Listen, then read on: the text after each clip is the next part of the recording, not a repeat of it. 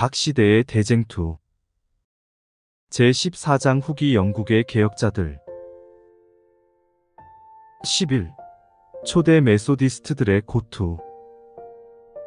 초창기의 메소디스트 교인들은 전도자들과 일반 신도들을 막론하고 국교인들과 혹은 국교인들의 무고로 말미암아 격분한 불신자들로부터 조롱과 박해를 받고 그것을 견디었다. 그들은 법정에도 이끌려 나갔는데 당시의 법정은 유명무실하여 정당한 재판이 없었다. 그러므로 그들은 박해자들의 폭행으로 자주 고통을 당하였다. 폭도들은 집집마다 찾아다니면서 기구와 물품들을 파괴하고 그들이 좋아하는 것들을 약탈하였고 남녀들과 어린이들을 잔인하게 취급하였다. 어떤 경우에는 메소디스트들의 집을 파괴하고 약탈하려는 자는 어느 때 어느 곳으로 모이라는 광고를 공공연하게 써붙이기도 하였다. 이처럼 공공연하게 국가의 법률과 하나님의 율법을 위반하여도 아무런 제재를 받지 아니하였다. 메소디스트들은 죄인들을 멸망의 길에서 성결의 길로 돌이키고자 힘을 썼기 때문에 이처럼 철저한 박해를 받았다. 존 웨슬리는 자기와 자기의 동료들을 비난하는 데 대하여 말하였다. 어떤 사람들은 이 사람들이 가르치는 교리가 허위요, 오류요, 광신이라고 주장한다.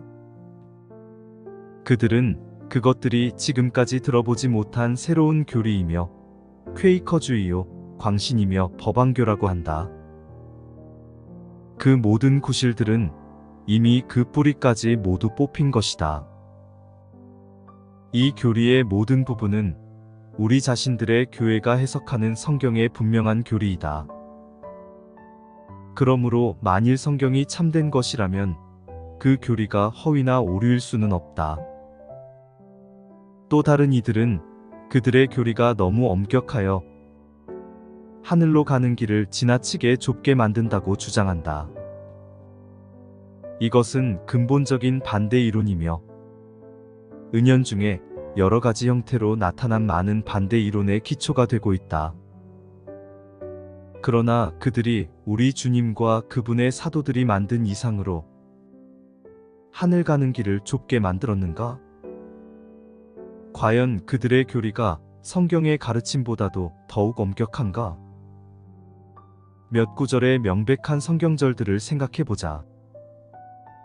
네 마음을 다하며 성품을 다하며 뜻을 다하며 힘을 다하여 주 너의 하나님을 사랑하라. 사람이 무슨 망령된 말을 하든지 심판날에 이로 인하여 신문을 받으리니 너희가 먹든지 마시든지 무엇을 하든지 다 하나님의 영광을 위하여 하라고 하였다. 만일 그들의 교리가 이보다 더욱 엄격할 것 같으면 그들은 책망을 받아야 한다. 그러나 그대들은 그대들의 양심에 비추어 그렇지 않다는 것을 알 것이다. 또한 누가 능히 하나님의 말씀을 더럽히지 않고 그 엄격함을 조금이라도 늦추어 놓을 수 있겠는가? 하나님의 오묘한 진리를 맡은 어떤 청직이라도 그 거룩한 위탁물의 어떤 부분을 변경할 것 같으면 그를 충실한 청직이라고 할 수 있겠는가? 결코 그럴 수 없다. 청지기는 하나도 감할 수가 없고 약화시킬 수도 없다. 그는 모든 사람에게 나는 그대들의 기호에 맞도록 성경의 표준을 낮출 수는 없다. 그대들은 반드시 그 표준에까지 올라가야 할 것이니 그렇지 않으면 영원히 멸망할 것뿐이다라고 선포할 수밖에 없다. 이것이 바로 일반적으로 이 사람들은 사랑이 없다고 평가하는 참된 이유이다. 과연 그들은 사랑이 없는가? 그렇다면 어떤 점에 있어서 그러한가? 그들이 줄인 사람들을 먹이지 않고 헐벗은 사람들을 입히지 않는가?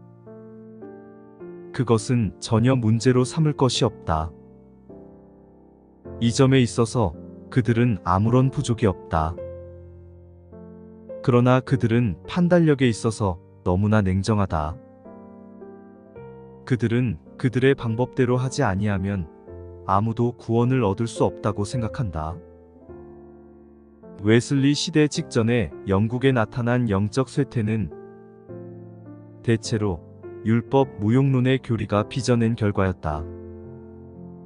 많은 사람들은 그리스도께서 도덕률을 폐지하셨으므로 그리스도인들이 율법을 지킬 의무에서 벗어났고 선을 행해야 할 책임감에서도 해방되었다고 주장하였다. 그리고 다른 사람들은 율법의 영원성을 인정하면서도 목사들이 사람들에게 율법을 순종하라고 권면하는 것이 무용한 일이라고 주장하였다. 왜냐하면 하나님께서 구원하시고자 택한 사람들은 저항할 수 없는 하나님의 은혜로 경건과 덕성을 실천하게 되고, 이와 반대로 영원히 버림을 받은 자들은 하나님의 율법을 순종할 능력을 가지지 못하는 것이다라고 주장하였기 때문이다. 또한 다른 사람들은 택함을 받은 자들은 은혜를 받지 못하거나 하나님의 은총을 박탈당할 수 없다고 주장하였다. 그리하여 택함을 받은 자들이 범하는 악행은 참된 범죄가 아니며 하나님의 율법을 범하는 것으로 여길 것도 아니므로 그런 사람들은 그들의 죄를 고백하거나 회개로써 그런 죄를 끊어버릴 필요도 없다고 하는 매우 두려운 결론을 내렸다. 그러므로 그들은 일종의 가장 비열한 죄, 곧 일반적으로 하나님의 율법에 대한 큰 위반이라고 생각되는 것이라도 만일 택함을 입은 자가 범한 것일 때에는 하나님께서 죄로 간주하지 아니하신다고 역설하였다. 왜냐하면 택함을 입은 자는 하나님을 노엽게 하거나 율법에 금지된 것은 어떤 것이나 행할 수 없는 것이 그들의 본질적이요 뚜렷한 특징이 되기 때문이다라고 주장하였다. 이 괴상한 교리는 본질적으로 후세의 일반 교육자와 신학자의 가르침과 똑같은 것이었다. 그들은 의의 표준인 하나님의 율법이 결코 불변의 것이 아니라 도덕의 표준이 사회 자체의 현실에 의하여 이루어지는 것이므로 항상 변하는 것이라고 하였다. 이 모든 사상은 다 사단의 정신에서 온 것이며 그는 죄 없는 하늘의 거민들 가운데서도 하나님의 율법의 정당한 제재를 없애버리기 위한 그의 사업을 착수하였던 것이다. 사람의 성격을 변경할 수 없도록 고정시켰다는 하나님의 선고에 대한 교리는 많은 사람들로 하여금 사실상 하나님의 율법을 거부하게 만들었다. 웨슬리는 그와 같은 율법 무용론자들의 그릇된 의견을 단호하게 반대하고 율법 무용론으로 이끌어가는 교리는 성경과 배치된 것임을 증명하였다.